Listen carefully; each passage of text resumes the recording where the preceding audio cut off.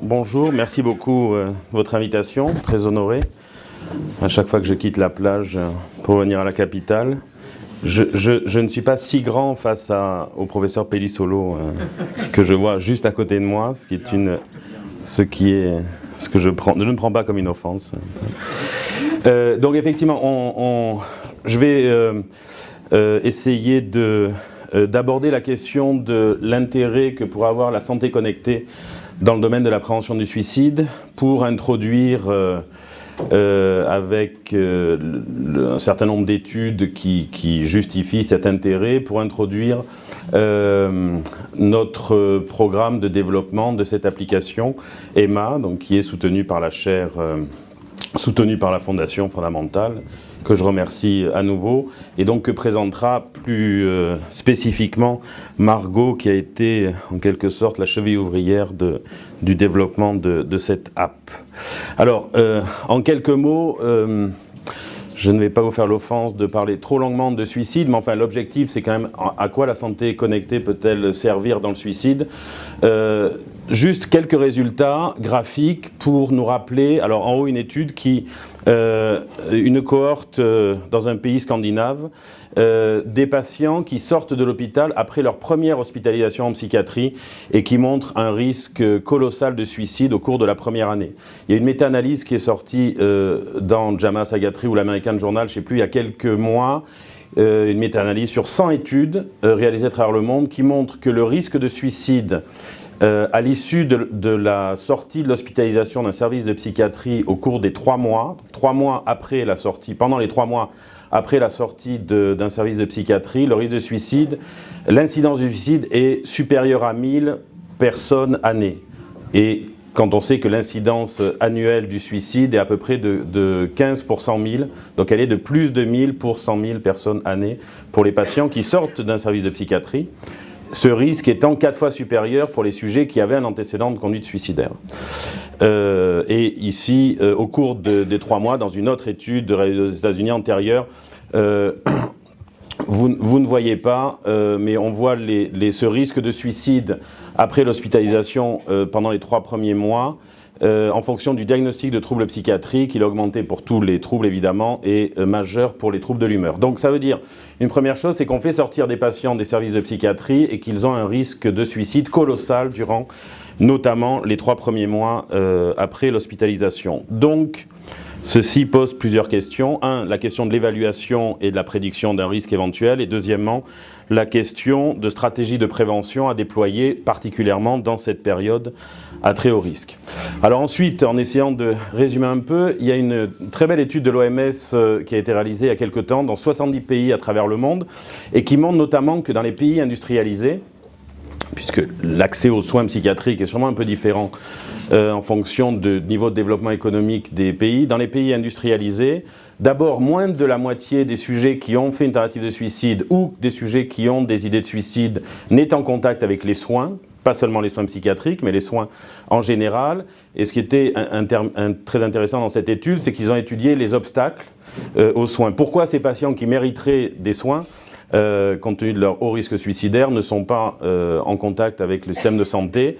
Au premier rang de ces obstacles, on voit que les sujets n'ont pas confiance, pensent que ça va s'arranger tout seul, qu'ils vont s'en sortir tout seuls, qu'une aide médicale qui pourrait leur être apportée ne servira à rien, n'aura aucun effet, et puis ensuite on voyait arriver comme raison le stigma, la stigmatisation qui peut être liée au contact avec la psychiatrie, la honte d'aller voir des psychiatres ou des professionnels de santé, et puis éventuellement les contacts antérieurs avec la psychiatrie qui leur rappellent des souvenirs qu'ils n'ont pas envie de revivre. Donc de tout ça, on pourrait considérer, il y a des enquêtes qui montrent que notamment chez les jeunes patients psychiatriques, essayer de s'en sortir seul avec des outils, donc le self-management pourrait être une option intéressante pour les pathologies psychiatriques.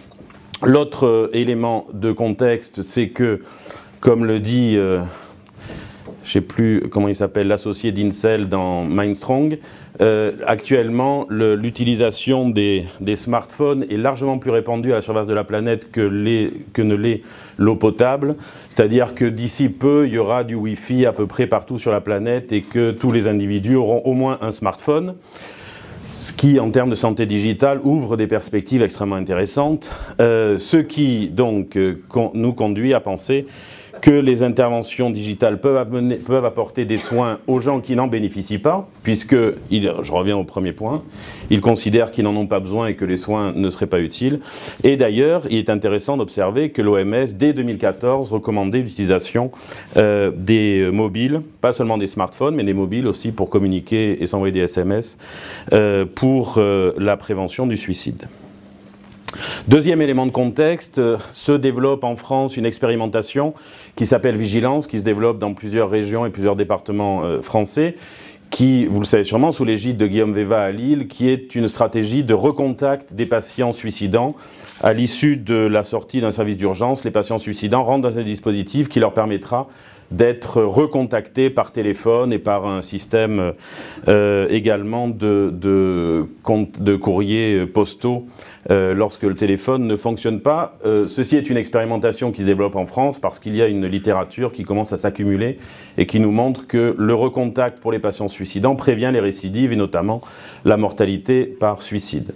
Donc la question, pour faire lien avec les premières diapos, de ces sujets qui sortent de l'hôpital et qui sont à très haut risque suicidaire, la question du maintien du contact, du recontact, de la reconnexion sociale nous fait apercevoir des pistes de prévention intéressantes. Et puis, une autre piste intéressante, on entend beaucoup concernant les effets délétères potentiels d'Internet, des smartphones et des réseaux sociaux, et pas seulement avec un effet générationnel d'ailleurs, un peu, mais pas seulement. Et une étude qui a été publiée dans PNAS il n'y a pas très longtemps qui montrait, ils avaient analysé dans cette étude les nombres des posts Facebook sur plus de 12 millions d'usagers Facebook en Californie. Et il était intéressant d'observer dans cette étude que plus on avait d'amis sur Facebook et moins on avait un risque de mortalité, enfin plus on avait un risque de mortalité diminué, notamment par suicide. Alors pas plus on demande d'avoir des amis, mais plus on a des amis, on attire des amis sur Facebook, et bien plus on a un effet de prévention, on retarde la mortalité. La connexion sociale préserve la vie et notamment pourrait prévenir le suicide. Donc ça ouvre d'autres perspectives dont on reparlera, qui est la question de l'utilisation des réseaux sociaux pour la prévention du suicide notamment. Donc, tout ça pour dire que finalement, la santé connectée pourrait être pertinente pour les soins et être avantageuse pour tous. Donc je vous le disais, plusieurs enquêtes montrent que les patients psychiatriques sont assez désireux d'avoir ce type d'outils à disposition pour les soigner, et pas spécifiquement dans la question du suicide, mais pour leur pathologie psychiatrique, avec là un effet générationnel qui est particulièrement marqué. Et donc on pourrait envisager l'utilisation de la santé connectée, voire de la santé mobile, maintenant, grâce au smartphone. Ceci devrait permettre de procurer des soins à des gens qui n'en reçoivent pas, qui les évitent, éventuellement, réduire les délais d'accès aux soins, réduire le besoin de consultation, et ce qui d'ailleurs peut permettre d'envisager aussi de ménager les professionnels de santé dans la mesure où on pourra envisager de mieux organiser les soins avec moins de fréquentation des services d'urgence, moins de consultations en urgence, etc. Donc finalement, on pourra envisager un bénéfice dans le système de santé à la fois pour les patients mais également pour les professionnels. Alors, pour maintenant aborder la question plus directement de la prévention du suicide, on n'a pas encore trouvé mieux, bon je crois que c'est assez général dans toute la médecine. La meilleure prévention du suicide consiste d'abord à reconnaître les signes annonciateurs, les signes précoces, donc les signes d'alerte d'un risque suicidaire pour y répondre au mieux en temps réel, en tout cas avant que le passage à l'acte évidemment n'ait pu se commettre. Alors ici, donc il y a une littérature qui, dans ce domaine de la santé connectée, particulièrement dans le suicide, qui commence à s'accumuler, qui est assez amusante, parce que maintenant on a beaucoup de... D'abord, il y a une multiplication des journaux spécialisés, de médecine spécialisés sur Internet. Ça, c'est la première chose. Deuxièmement, il y a beaucoup de journaux maintenant qui acceptent des protocoles d'études, et ce qui fait qu'on a une masse de publications qui s'accumulent sur des expérimentations, sur simplement la description de protocoles qui vont utiliser un outil Internet, ou bien simplement des articles qui décrivent des applications. Donc on a beaucoup de littérature et finalement, de l'autre côté, peu de données empiriques, de données evidence-based qui peuvent nous permettre d'en parler. Bon, c'est le prix à payer pour le développement de la presse médicale dans ces différents domaines. Alors, cette revue de la littérature, qui est très récente, 2018, qui nous dit que depuis 10 ans, sur les technologies nouvelles dans la prévention du suicide, 30 articles ont été publiés, avec, bon, évidemment, ce phénomène s'accélère, que la moitié concerne des interventions Internet, un peu moins les mobiles, beaucoup moins les réseaux sociaux, et alors, machine learning, on est à un état qui pour l'instant est embryonnaire. Si on veut résumer la question, en quoi Internet pourrait avoir un rôle à l'heure actuelle pour la prévention du suicide? Premier élément, ça serait la détection online, c'est-à-dire des sujets qui sont en recherche d'aide et qui vont se screener sur Internet, avec charge ensuite au système de screening d'orienter les sujets vers les soins. Donc ici, un exemple, je ne sais pas si c'est plus visible au fond, donc c'est une expérimentation qui a été réalisée aux États-Unis et qui montre donc un screening par Internet. Donc ce sont des sujets qui sont en recherche d'aide, donc ils vont sur Internet et ils trouvent ce système de screening. Ils vont donc sur une échelle dépression et puis risque suicidaire, ils vont s'auto-évaluer et donc soit les 2 tiers des sujets de ces sujets jeunes en recherche d'aide étaient caractérisés bas risque suicidaire, mais pas nul. 15% avaient un risque suicidaire élevé. Et ensuite, quand il existe un risque suicidaire, je ne vais pas détailler, mais l'idée est que ces patients puissent bénéficier immédiatement d'un contact avec les soins. Contact avec les soins, 1 et 2, immédiatement. Donc soit ils étaient en contact en temps réel, des réponses par mail, et pour ceux qui avaient un risque suicidaire très élevé, des interviews qui peuvent être ou téléphoniques ou physiques ou les deux, etc. En tout cas, l'idée est de screener les sujets et quand il existe un risque suicidaire, on les capture et on essaye de les évaluer au mieux pour ensuite les soigner. Donc ces systèmes de détection online semblent prometteurs. Pourquoi? Parce que jusqu'à maintenant, il y a pas mal d'études qui sont bien faites, contrôlées, qui sont réalisées surtout chez des étudiants américains, ce n'est pas tout à fait une généralisation de la population, et deuxièmement, qui montrent que ces systèmes de screening peuvent être utiles, mais on ne sait pas s'ils ont un effet pour la prévention du suicide finalement. Donc il y a screening, contact avec les soins, enfin meilleure organisation des soins, et ensuite l'objectif in fine, ça serait la diminution du suicide, et ça, il n'y a pas de données. Deuxième type d'intervention, vous connaissez bien, au sein de la Fondation, qui sont les interventions via Internet, qui pourraient être efficaces. Donc ce sont les TCC par ordinateur, alors qui sont maintenant, il y a une très belle étude dans le suicide sur les idées de suicide, qui est TCC plus des 3e vagues avec des modules de mindfulness, de thérapie d'engagement et d'acceptation.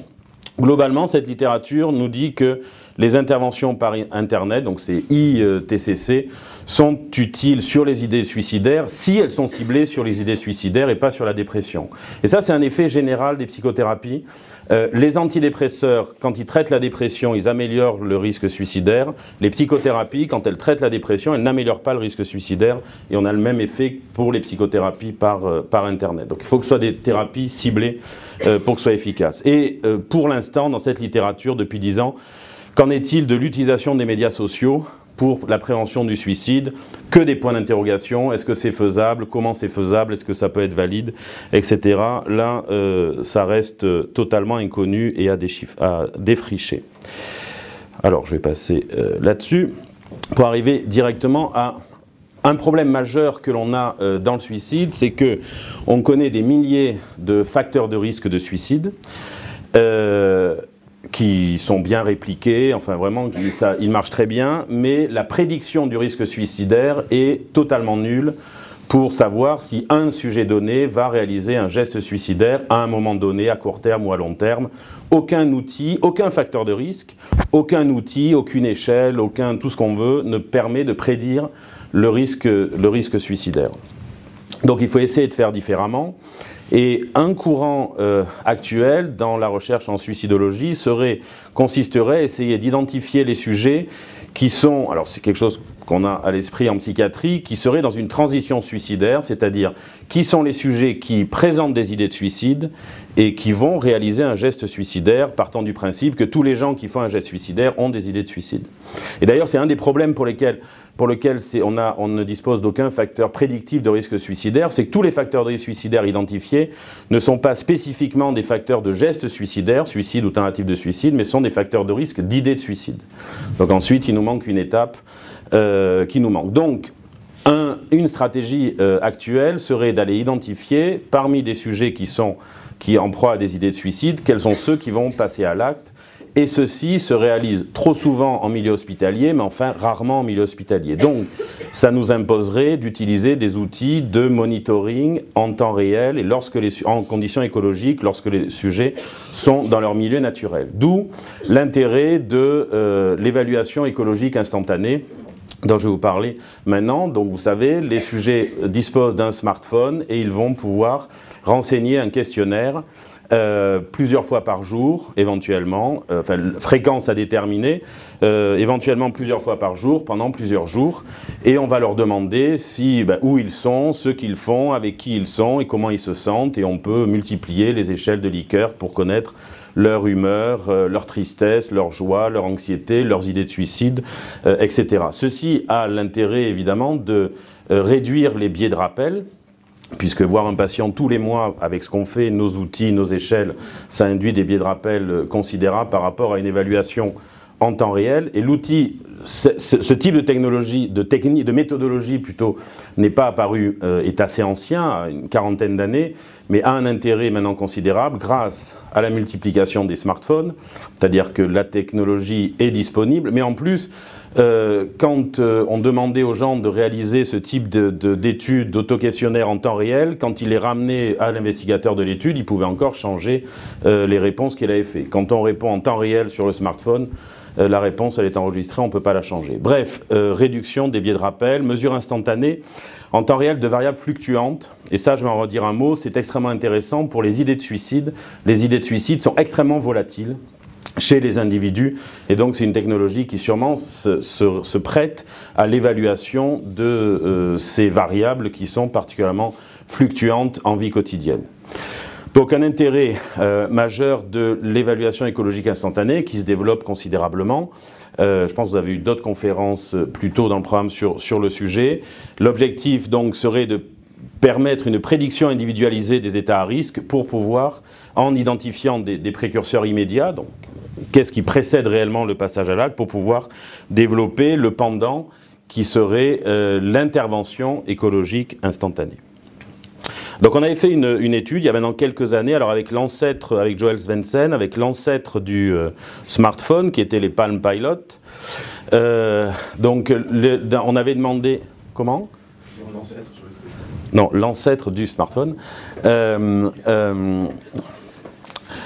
Et donc on avait confié cet appareil à différentes cohortes de patients et de sujets sains. Et donc par exemple, ici, on leur demandait, les sujets, le smartphone sonnait 5 fois par jour pendant une semaine, et 5 fois par jour pendant une semaine, le sujet devait remplir un certain nombre de variables. Donc premier élément, ce qui était intéressant, on observait d'abord un taux d'acceptation dans l'étude qui était très bon, quelle que soit la cohorte, donc des sujets suicidants récents qui sortaient de l'hôpital, des sujets qui avaient fait une tentative de suicide auparavant, mais qui n'étaient plus déprimés, des sujets qui avaient été déprimés, mais qui n'étaient plus et qui n'avaient pas fait de tentative de suicide, et des sujets sains.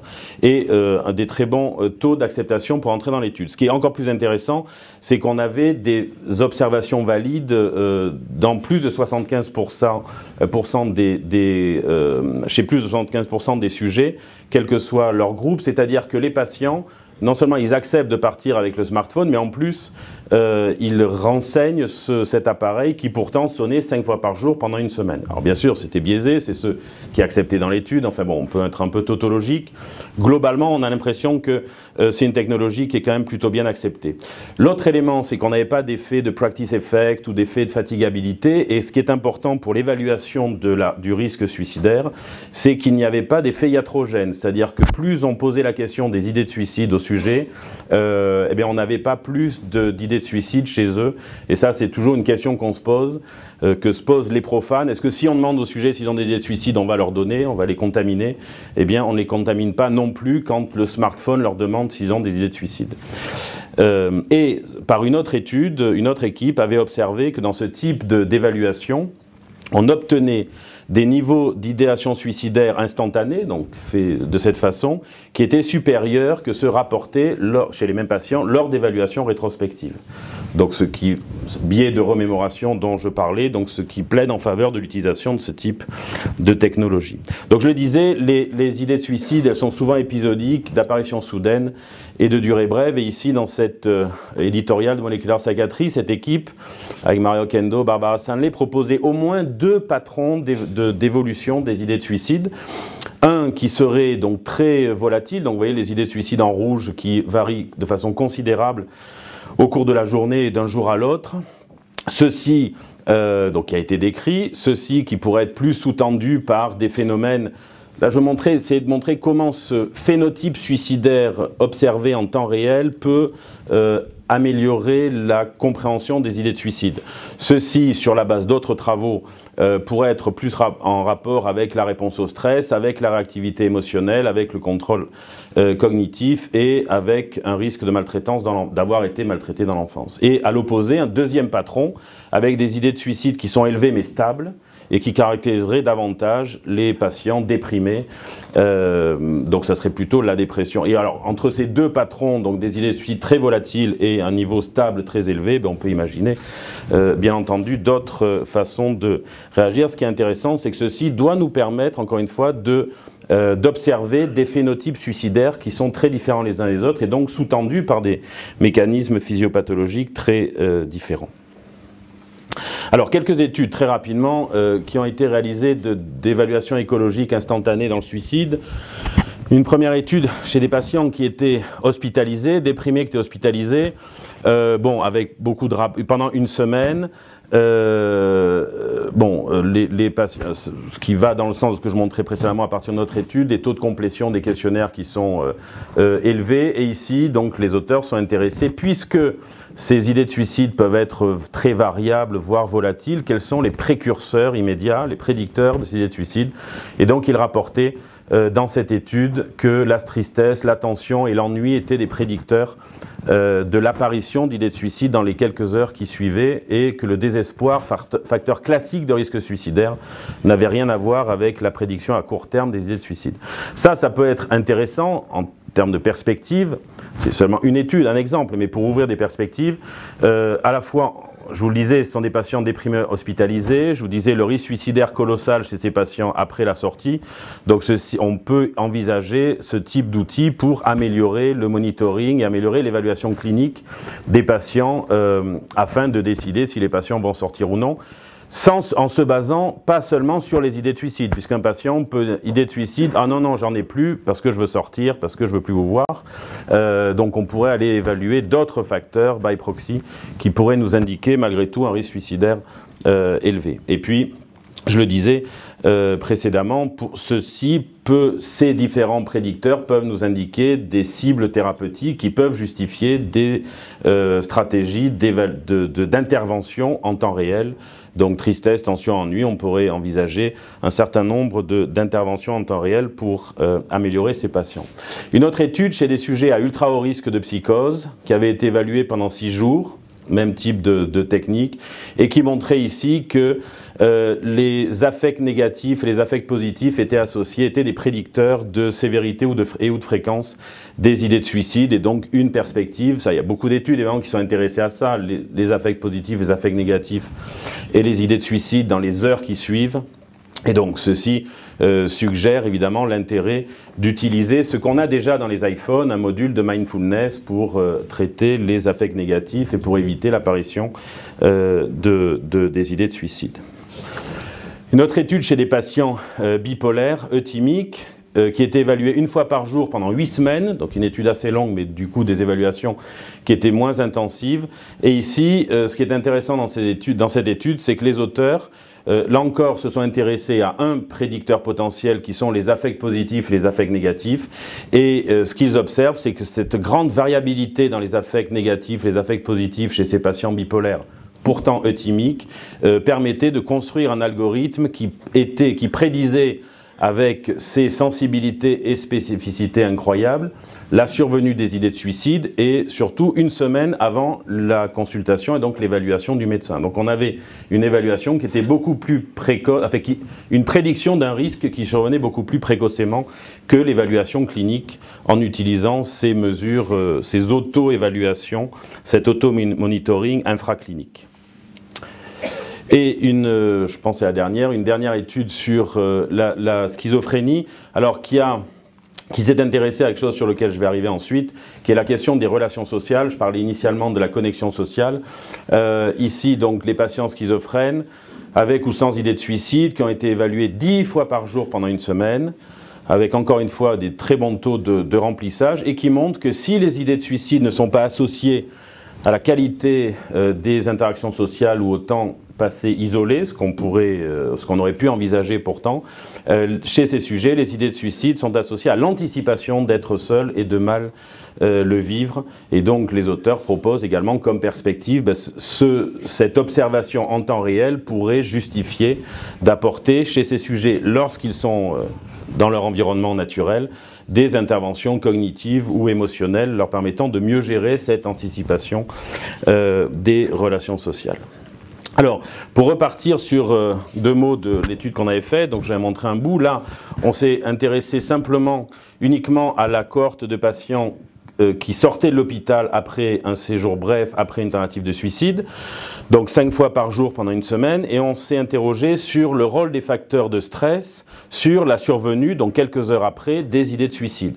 Stress en vie quotidienne, les stress en vie quotidienne sont-ils des prédicteurs d'idées de suicide? L'idée étant que des suicidants qui sortent de l'hôpital, qui ont des idées de suicide, ils sont à très haut risque de récidiver rapidement. Si on pouvait détecter des prédicteurs de ces idées de suicide avant qu'ils ne surviennent, on pourrait développer de la prévention. Et donc on a observé, alors c'est pas du tout lisible, notre foi pour le fond, ce qu'on observe, c'est que les prédicteurs d'idées de suicide, chez ces sujets, encore une fois, des suicidants sortant de l'hôpital, les prédicteurs à très court terme des idées de suicide, c'est être seul et être au travail, alors que être dans un lieu de loisir, au restaurant, au bar, ou au stade, ou au cinéma, c'est un facteur protecteur pour la survenue d'idées de suicide.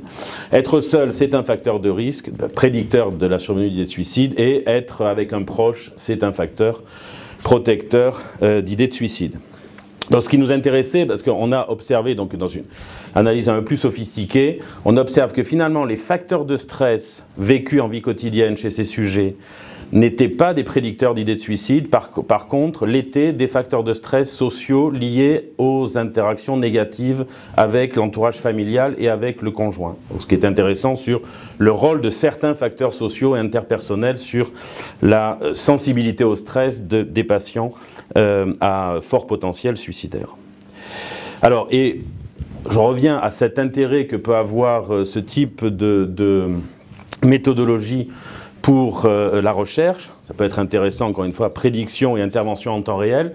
Ça peut être intéressant pour la recherche. Une analyse qui est en cours par Émilie. Donc, on avait réalisé une étude d'imagerie cérébrale chez 3 groupes de sujets en utilisant le cyberball game, tâche d'exclusion sociale, en se posant la question, notre hypothèse était que les patients qui ont une vulnérabilité suicidaire sont particulièrement sensibles aux facteurs, aux stress sociaux, à l'exclusion sociale.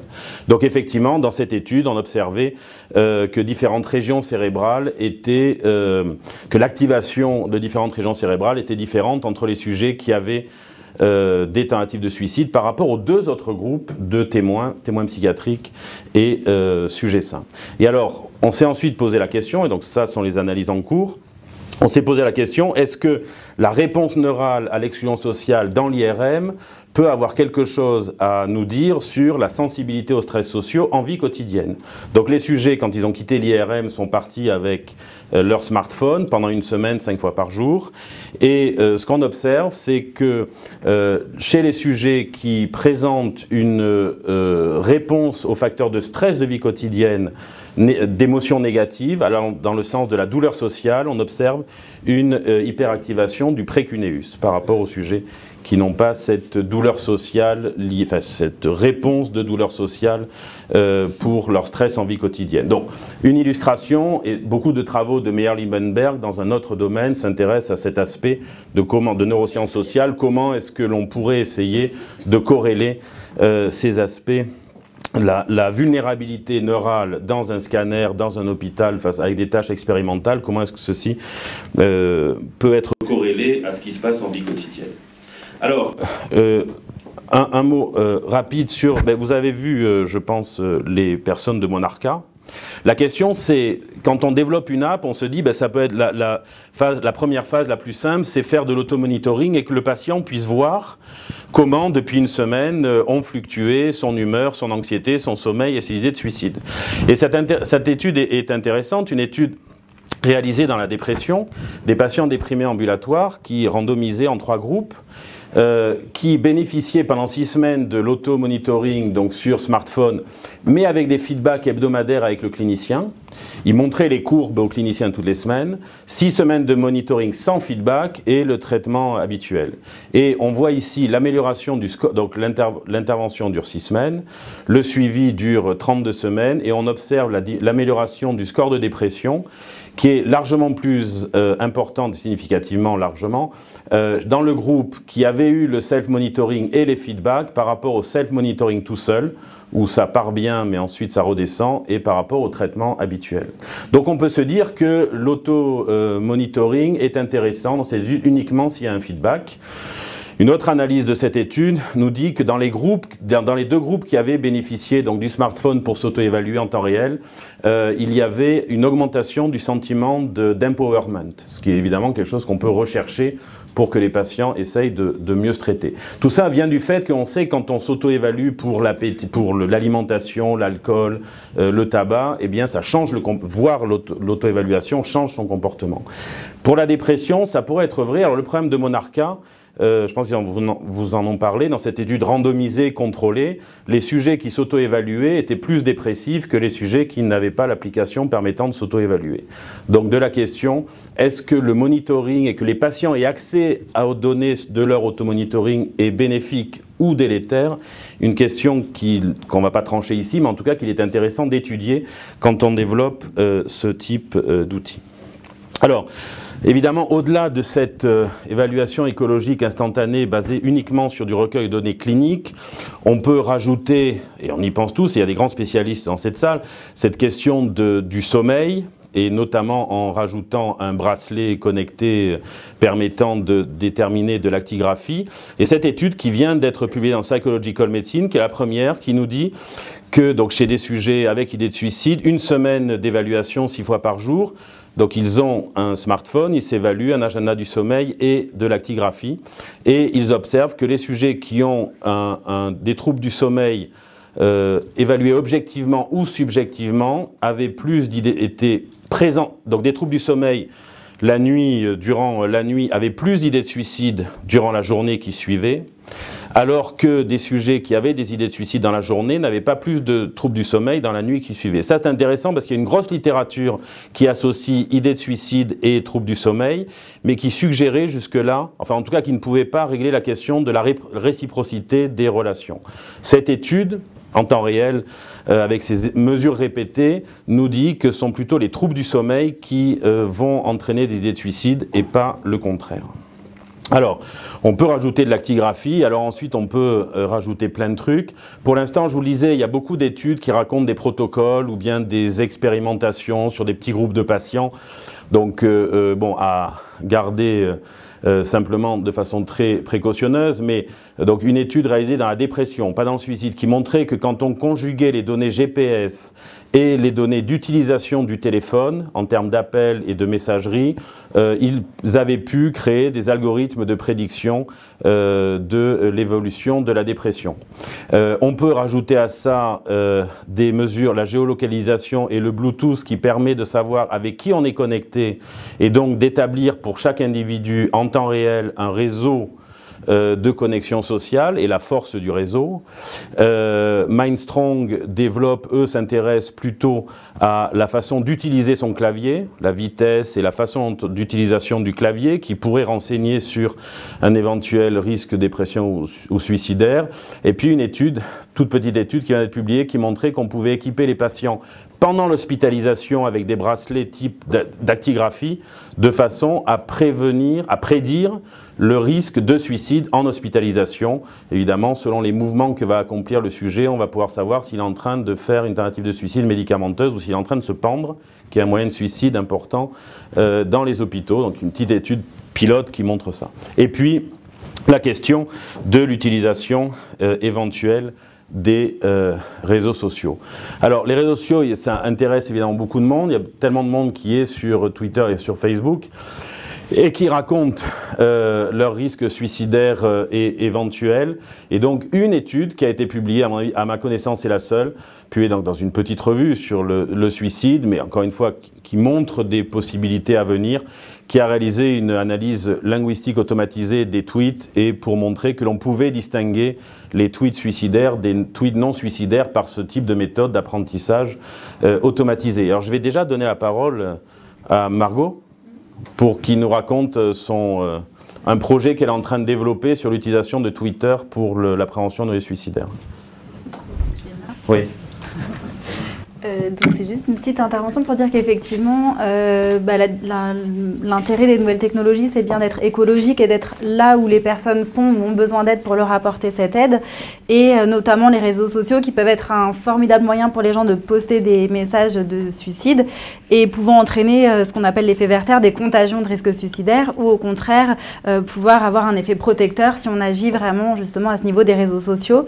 Et donc on est en train de développer avec l'équipe Papageno à Lille tout un programme national de prévention sur les réseaux sociaux qui s'inscrit dans la clinique décrite précédemment par Philippe de la clinique du souci et de rester connecté en pouvant augmenter ce qui est déjà développé avec le programme Vigilance par téléphone par l'ensemble des réseaux sociaux, Twitter, Snapchat, Instagram, etc. afin de maximiser les moyens et les canaux possibles pour que les personnes puissent recevoir de l'aide.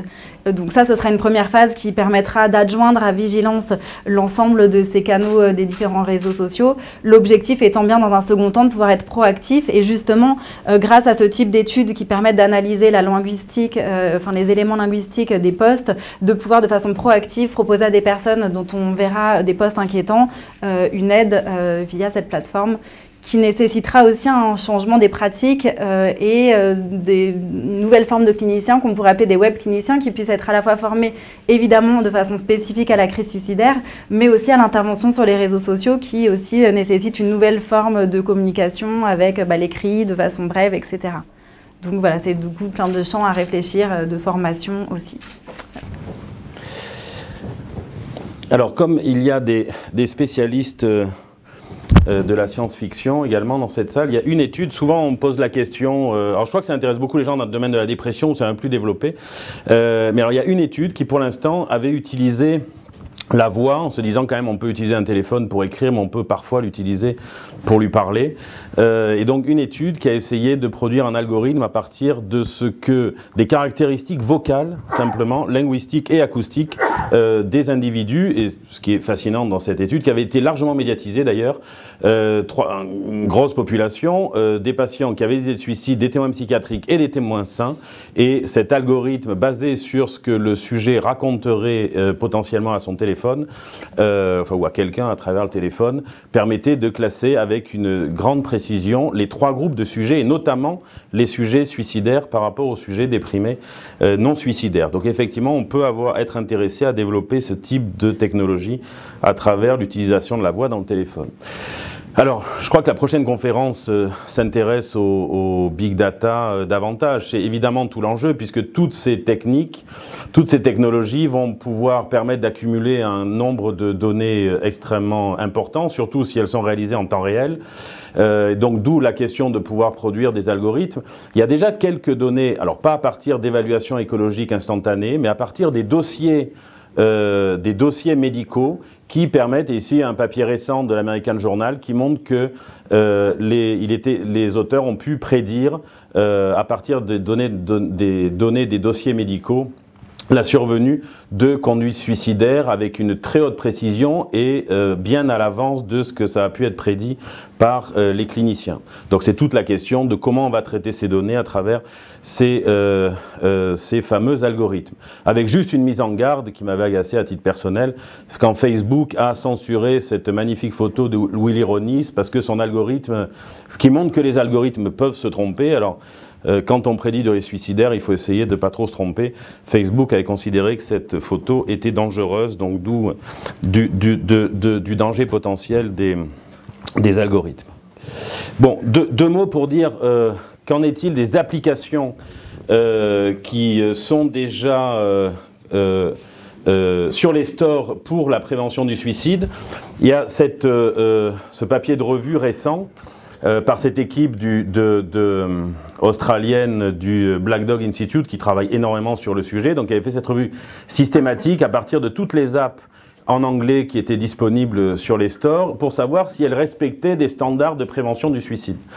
Et donc d'abord, première observation, 143 apps, alors c'était il y a quelques années, donc il y en a peut-être encore plus maintenant, 143 apps, 49 ont un contenu interactif de prévention, c'est-à-dire ne racontez pas simplement, n'était pas un catalogue sur la question du suicide, enfin ou un livre sur le suicide, et 24 étaient spécifiquement dédiés à la prévention du suicide.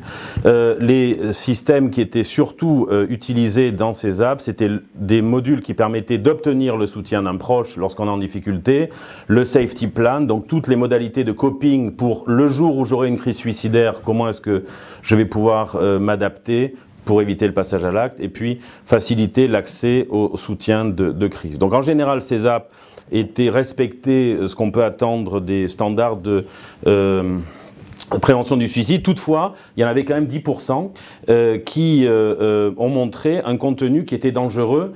C'est toutes ces apps qui nous disent, qui informent les sujets sur la prévention de l'accès à des moyens létaux de suicide et qui finalement, en ayant des bons sentiments pour prévenir l'accès aux moyens létaux, expliquer le mode d'emploi pour se suicider. Donc là encore, ce qui nécessite d'évaluer correctement avant de faire une app. Et un autre facteur qui est extrêmement intéressant dans ce domaine, toutes les apps qui sont sur les stores n'ont jamais été validées scientifiquement, aucune publication, et toutes les apps qui ont bénéficié de publication ne sont pas sur les stores. Donc il y a vraiment une déconnexion entre les intérêts commerciaux et scientifiques de ces apps. Donc là, quelques-unes que j'ai retrouvées qui racontent simplement des développements d'apps qui sont surtout basés sur les plans de sécurité, les safety plans, mais qui sont simplement des études qui décrivent ces apps et qui ne sont pas des études d'évaluation de leur efficacité, mais ni même de la faisabilité de leur utilisation. Donc tout ça pour en arriver au développement de notre app, donc dans le cadre de la chaire fondamentale, grâce à un certain nombre de mécènes importants, dont premier rang la SNCF, nous avons développé cette app Emma, et donc je redonne la parole à Margot pour nous raconter son développement. Merci. Donc oui, je voulais vous présenter le développement d'Emma. Donc c'est une application d'évaluation, prédiction et d'intervention dans la gestion du risque suicidaire que nous avons développé dans le cadre de la chaire d'excellence des conduites suicidaires portée à la fois par la Fondation fondamentale et la SNCF, donc présidée par le professeur Courtet, et qu'on mène depuis presque 18 mois aujourd'hui. Donc sans y revenir de façon précise, parce que Philippe l'a déjà présenté précédemment, mais c'est vrai qu'on a identifié un certain nombre de facteurs en jeu dans le risque suicidaire. Donc ils peuvent être de différents niveaux. Ça va être les facteurs sociaux comme les crises économiques, l'isolement social, les facteurs distaux qui vont être prédisposants comme l'histoire familiale, l'adversité précoce, les facteurs médiateurs comme l'agressivité, les déficits cognitifs, et les facteurs proximaux qui vont vraiment précipiter les idées et les comportements suicidaires qui peuvent être l'abus de substances ou des événements de vie par exemple. Et enfin les facteurs environnementaux tels que les discours médiatiques, l'accès aux moyens létaux, le mauvais accès aux soins en santé mentale. Donc ce qu'on voit, c'est que d'un côté de la prévention, déjà on peut agir sur ces différents facteurs. Donc par exemple les discours médiatiques, ça va être le programme Papageno qui va venir former les écoles de journalisme à la façon de parler du suicide, qui peut donc avoir des effets délétères ou positifs. L'accès aux moyens létaux, ça va être la mise en place, par exemple, de panneaux avec des numéros d'urgence sur les hotspots, donc les endroits où il y a des risques accrus de passage à l'acte. Mais sachant que pour une prévention efficace, et ce qu'il faut agir, c'est vraiment une intervention multiniveau qui puisse prendre en compte ces différents niveaux de risque pour intervenir. Et quoi qu'il en soit, bien qu'on ait identifié tous ces facteurs, on ne sait pas aujourd'hui pouvoir déterminer quel va être l'enchaînement de ces facteurs qui peut prédire l'idée et surtout le comportement suicidaire.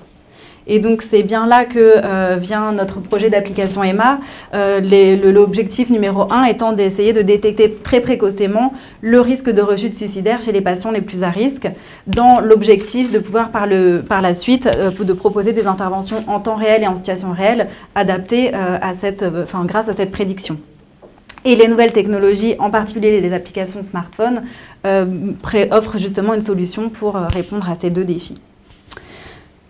Donc, Philippe l'a déjà présenté précédemment. Un des moyens, une des choses que permettent les applications smartphone, ce sont l'évaluation écologique en temps réel, en situation réelle. Cette évaluation étant une première étape permettant bien l'intervention en temps réel. Et ce qui est intéressant, c'est que cette intervention puisse être justement dynamiquement proposée en fonction de l'évaluation et corrélée à ce qu'à un temps donné, la personne ressent ou a besoin. Donc pour commencer ce projet, on a bien sûr fait une revue de la littérature comme Philippe vient de montrer, et j'ai également téléchargé toutes les applications du coup que j'ai pu trouver sur le sujet. Donc je me suis dit que si quelqu'un regardait par-dessus mon épaule à ce moment-là, devait s'inquiéter pour moi puisque donc j'avais un certain nombre d'applications sur le suicide, enfin tout mon téléphone en fait. Et donc c'est vraiment suite à ces deux démarches à la fois de revue de la littérature et de tester aussi, d'éprouver qu'est-ce que ça fait, parce qu'il y a bien une idée qui est de voir les contenus, mais aussi l'ergonomie peut être importante.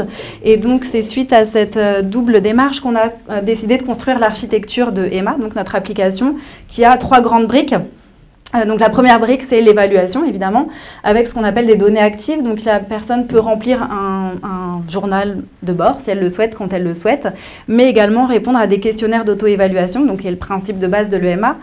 Ces questions étant évidemment focalisées sur les idées et les comportements suicidaires, parce que c'est ce qui nous intéresse prioritairement, mais aussi sur les données physiologiques comportementales, l'appétit, le sommeil, qui sont, on a vu, des éléments qui peuvent être très importants dans la survenue d'idées et de comportements, et plus globalement, le bien-être, la qualité de vie, avec une attention toute particulière aux différents facteurs que je vous ai présentés très brièvement au début, qui sont les facteurs contribuants, précipitants ou protection, puisque l'intérêt, quand on peut poser des questions au quotidien de la personne, c'est de savoir s'il y a une idée ou un comportement, dans quel contexte il est arrivé. Donc la contextualisation est vraiment un apport spécifique des nouvelles technologies, donc s'il y a une idée, où est-ce qu'il était, avec qui, comment, etc. Donc tout ça, c'est des éléments qui nous sont particulièrement intéressants. Et un deuxième volet sont les données passives, notamment ce qui peut être en lien avec le réseau social, comme le nombre d'appels, de SMS, etc. Alors on aurait pu souhaiter aller beaucoup plus loin dans le recueil des données passives, mais pour des raisons à la fois éthiques, réglementaires et technologiques, on a pour cette première phase souhaité ne pas les développer plus, puisque par exemple on aurait pu pouvoir localiser la personne et s'apercevoir si elle arrive près d'un hotspot, lui envoyer un message de prévention à ce moment-là, ce qui aurait pu être particulièrement intéressant. Mais si pour une raison technologique à ce moment-là elle n'est pas connectée ou qu'il y a un souci de connexion, qu'est-ce qui se passe et quelle est la responsabilité de ce qu'on a proposé à la personne ? On pourra en revenir plus tard. Et donc le dernier élément est bien les réseaux sociaux, c'est-à-dire le comportement des patients, les échanges et le contenu de leurs échanges sur Facebook, Twitter, Instagram, etc. Donc ça, c'est vraiment la première brique. La seconde, c'est l'algorithme prédictif qui est vraiment la raison initiale de notre recherche, donc d'essayer de prédire, qui est développé par un laboratoire d'informatique et micro-informatique à Montpellier, qui, eux, d'après toutes ces évaluations, vont essayer de définir des patterns et d'essayer de décrire des algorithmes de prédiction d'idées ou de comportements suicidaires. Et une troisième brique est l'intervention, qui n'était pas l'objectif initial de cette application, mais comme on avait le moyen d'évaluer en temps réel les personnes et éventuellement de recueillir des idées ou des moments de comportement suicidaire, ça nous paraissait indispensable de pouvoir leur proposer des interventions adaptées à ces idées et ces comportements. Et cette troisième brique, elle existe complètement indépendamment de l'algorithme qui n'est pas encore développé, qui va, dans un premier temps, apprendre de l'évaluation. Donc ça a été fait d'après le groupe de psychiatres experts, où on a défini des seuils à certaines échelles qui vont déclencher des interventions qui sont à la fois dynamiques, interfacées de façon dynamique et individuelle aux personnes, et qui vont de la prévention à la crise. Donc selon certaines réponses, on va proposer un module de gestion des émotions ou des gestions des traitements, des consultations médicales, allant jusqu'au numéro d'urgence. Donc juste brièvement, on a développé cette application avec une méthodologie de co-conception participative qui s'inscrit dans une évolution des pratiques allant d'un modèle assez paternaliste dans les années 50 à une approche centrée sur le patient dans les années 90, à un véritable partenariat des soins qui a commencé à émerger dans les années 2010, où l'idée est vraiment d'inclure les patients très en amont dans la conception, dans leurs soins et dans leur conception de soins pour eux. Et donc, les patients étaient inclus dans l'équipe pluridisciplinaire avec les psychiatres experts des conduites, les ingénieurs qui développent l'algorithme, les développeurs de l'application.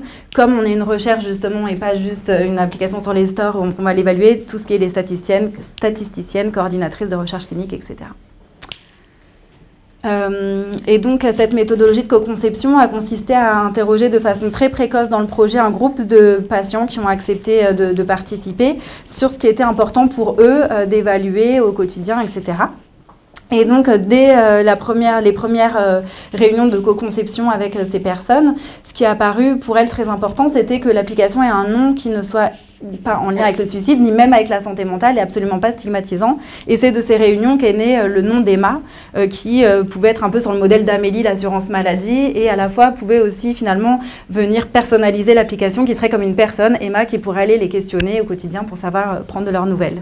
Ce qui s'inscrit encore une fois dans la clinique du souci, où c'est finalement quelqu'un qui va leur demander « mais comment vas-tu aujourd'hui ?» etc.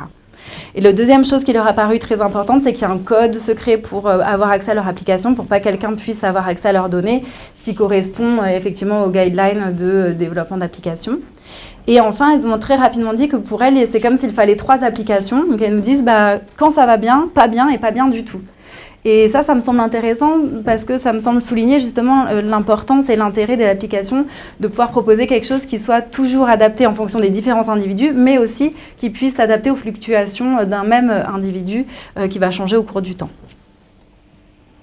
Donc voilà, du coup, après avoir développé en parallèle le groupe de psychiatres et le groupe de patients travaillant chacun à ce qui est important pour eux, et moi qui essaie de faire la traduction entre les deux, les patients ont testé pendant 3 mois l'application et pour essayer de remonter tout ce qui est aussi des dimensions de est-ce que c'est pas trop intrusif, est-ce que les questions sont adaptées, etc. pour que l'outil soit le plus pertinent d'une part et qu'ils puissent le mieux se mêler à leur quotidien. Et donc, à l'issue de ces 3 mois, les réactions étaient assez positives. Donc, on a Christine qui nous a dit « Emma, c'est un rendez-vous avec soi-même ». Patrice qui dit « c'est un outil pour son bien, je l'ai pris comme un psy, c'était génial. Emma, c'est comme d'avoir une compagne, c'est aussi la mémoire du patient, je sais qui appeler ». Donc, c'est aussi que l'idée que ces ressources, ça leur permet de savoir que leurs ressources sont ici et ils les ont identifiées en amont et de pouvoir s'en servir au moment où ils les ont plus. Et enfin, Jonathan qui nous dit c'est important que l'on puisse chacun remplir les choses qui nous impactent parce qu'on est tous différents et ça permet de cibler chacun car ça nous aide au plus profond possible. On a l'impression qu'on n'est pas tout seul, que le logiciel nous soutient. Voilà, donc au final, après tous ces tests, l'application, je vous montre juste globalement, ressemble à ça. Donc il y a mon espace où elles peuvent choisir, à quel moment elles souhaitent être sollicitées ou pas. J'ai besoin d'aide qui va donc de les proches que la personne a considérés comme les personnes ressources pour elle, le service des urgences de l'endroit où elle se situe et le SAMU. Il y a aussi toute une partie à propos d'Emma qui peut sembler triviale, mais qui n'est pas souvent dans les applications, qui permet de savoir qui a développé, qui a financé l'application, qui fait aussi partie des guidelines de savoir comment ça a été fait, donc qui est avec des vidéos de professeur Courtet et d'autres personnes de l'équipe, et donc le journal de bord, entre autres. Je ne vous ai pas tout mis.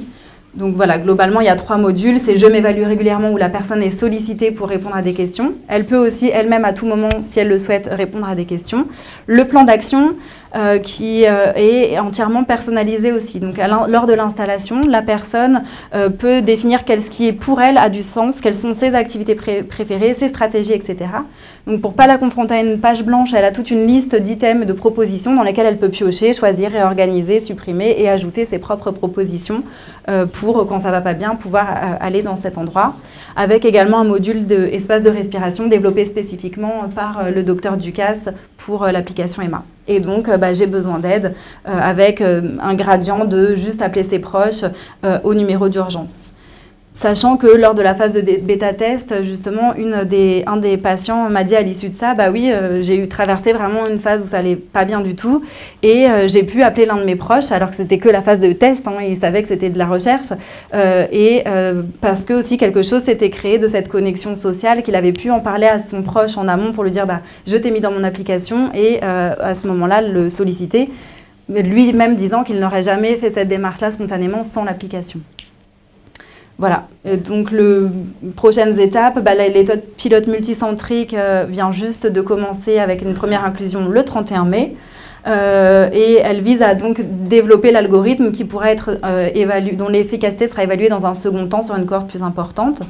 Et donc là, ça vise à inclure 100 patients dans 5 centres partenaires à Montpellier, Créteil, Lille, Brest et Besançon dans un premier temps. Voilà, Merci beaucoup. Donc on démarre. Donc première étude, recueillir des données 100 patients qui vont être suivis pendant 6 mois pour le risque suicidaire quand même, pour avoir un outcome. Et l'idée c'est que, c'est vraiment le pari, est-ce que l'on sera capable sur la base de toutes ces données recueillies en temps réel, est-ce qu'on sera capable de créer un algorithme de prédiction du risque suicidaire? Et si oui, ce qu'on espère, l'idée est de le retester, enfin de le valider réellement, cette fois-ci un algorithme qui sera figé dans une deuxième cohorte de population plus large. Et juste pour la dernière, pour rappeler cette étude, ce papier influent qui est extrêmement intéressant pour les plus jeunes qui ne l'auraient pas encore lu, je les invite à le faire. Et c'est comme l'objectif est aussi, et un des objectifs est de créer une app qui pourra in fine déboucher sur des stratégies de prévention du suicide. L'autre intérêt sera d'utiliser cette app pour recueillir des données dans une étude prospective d'une plus large cohorte qui nous permettront également de recueillir d'autres matériels, dont du matériel biologique pour aller vers ce type d'approche permettant ce qu'on fait habituellement et ce que vous faites tous déjà dans le cadre de ces réseaux, dans les centres experts, recueillir des données cliniques et des données biologiques, mais cette fois-ci, l'idée étant de recueillir des données cliniques qui permettent de créer ces phénotypes digitaux qui sont portés par tous ces outils auxquels on est connecté, auxquels on laisse une trace. Et puis, dernier, pour dire, Margot proposait l'arrivée de nouveaux métiers. Ce papier d'opinion dans le JAMA qui est intéressant, allons-nous vers une nouvelle spécialité médicale qui serait les medical virtualists? Probablement. Donc il faudrait déjà qu'on réfléchisse à la traduction française de cette nouvelle spécialité pour faire un CNU pour ça, des professeurs de virtualistes, je sais pas quoi. Et alors en parallèle, cette étude publiée dans l'Encéphale, qui est par Stéphane Mouchaba, qui est collaborateur, qui est extrêmement intéressante. Ils ont enquêté, ils ont étudié le profil digital ou d'appétence à ces technologies auprès de 515 psychiatres. Vous voyez comment ces technologies sont-elles acceptables? Un groupe, 20%, donc il est dans cette salle, au degré d'acceptabilité, ce sont les gens qui ont un profil scientifique, qui font la recherche et qui croient au progrès technologique d'une façon générale. L'autre groupe, refus majeur, qui est le profil, sont des psychiatres, dit psychologiques, surtout des femmes, pédopsychiatres, travaillant en psychiatrie légale, orientation psychanalytique, et qui, elles, pensent que, enfin, elles, en tout cas ce groupe, pensant en majorité que évidemment, si on commence à chosifier les patients dans un smartphone, alors on en a terminé de la relation, etc., etc. Et puis, bon, un groupe qui est pragmatique, plus de la moitié, qui accepte potentiellement, si ça peut être intéressant pour certains patients, certaines pathologies, dans certaines circonstances. Donc, vous pouvez déjà choisir votre camp et puis voir comment il évolue dans les années à venir. Merci beaucoup.